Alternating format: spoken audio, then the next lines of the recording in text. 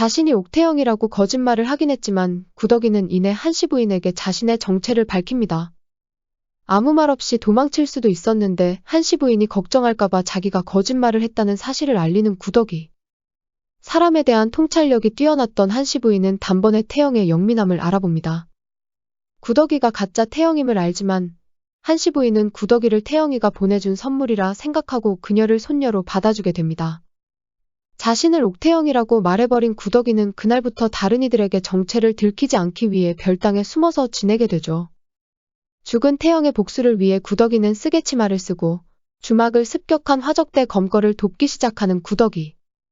평소 글도 읽고 셈도 할 줄 알았던 구덕이는 하인들의 눈을 겨우겨우 속여 넘깁니다. 구덕이의 사정을 알고 있었던 막심은 그런 그녀를 물심양면으로 도와주게 되는데요. 앞으로 구덕이가 백이의 억울한 죽음을 밝혀주게 되면서 목숨조차 내어줄 수 있는 든든한 조력자가 되는 것 같습니다. 한편 구덕이는 유양소 자모의 부인들이 보낸 서신에 답장을 해주게 됩니다. 왠지 지금의 극성 맘카페처럼 보이네요. 구덕이의 발칙한 답신에 유양소 자모의 부인들은 크게 한 방을 먹게 됩니다.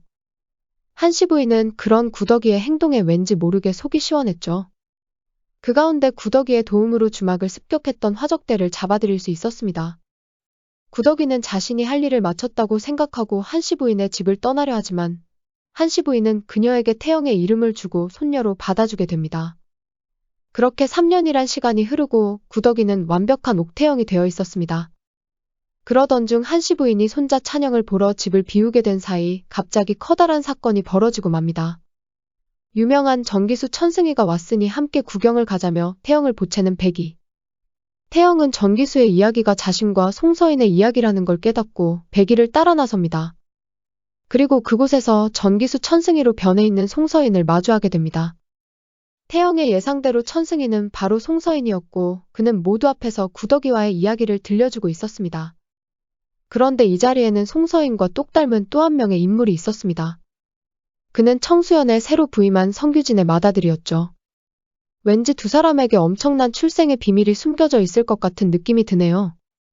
한편 송서인이 구덕이와의 이야기를 책으로 쓰고 공연한 이유는 그녀를 찾기 위해서였습니다. 그런데 막상 태영은 송서인을 반갑게 맞아주지도 않고 다시는 만나지 않는 게 좋겠다며 외면해버리고 맙니다. 하지만 속으로는 태영도 송서인을 너무나도 그리워하고 있었습니다. 더 이상 욕심을 부리면 큰일을 당할 것 같은 두려움에 송서인을 외면하고 말았던 거였죠. 송서인은 쓰개치마를 쓰고 숨어 살아가는 삶을 그만두고 자신과 함께 아버지를 찾아 떠나자고 하는데요. 갑자기 백이가 시신으로 발견되면서 태영은 송서인과 함께 떠날 수가 없게 됩니다. 백이는 분명 뒤통수가 깨져 죽었지만 오자기는 자결로 결론 내려버립니다. 태영은 백이의 억울한 누명을 밝히기 위해 그리고 자신을 대신해 죽은 태영의 꿈을 이뤄주기 위해 외지부가 되기로 결심합니다. 참고로 조선시대의 다른 사람들의 소송을 부추기거나 대신해서 소송하던 사람들을 외지부라 불렀다고 하네요.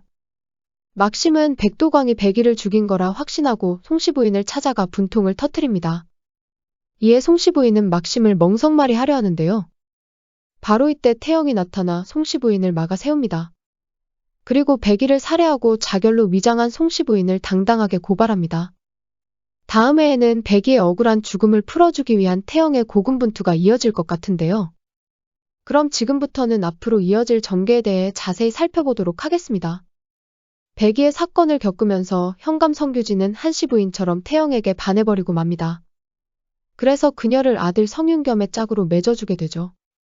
하이라이트 영상에서 태영이 시집을 가는 모습이 펼쳐졌는데 송서인이 아니라 성윤겸과 혼인을 하는 것 같습니다. 그런데 그녀는 바로 남편을 잃고 과부가 되어버리는 것 같네요. 성도겸의 등장인물 소개를 살펴보면 이런 내용이 있습니다. 집안에 위기가 닥쳤을 때 보찜을 둘러매고 먼 친척의 집으로 가려던 어린 도겸. 그런 그를 붙잡고 곁을 지켜준 건 오로지 태영뿐이었다.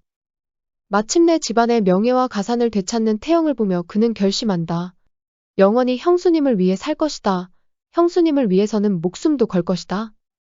앞으로 태영이 한씨 부인의 집을 떠나 서씨 집안의 며느리가 되고 이후 과부 외집으로 살아가는 모습을 예상할 수 있을 듯 하네요. 과연 앞으로 어떤 전개가 이어질지 다음 회가 벌써부터 너무 기다려집니다. 구독과 좋아요 부탁드립니다. 저에게 큰 힘이 됩니다.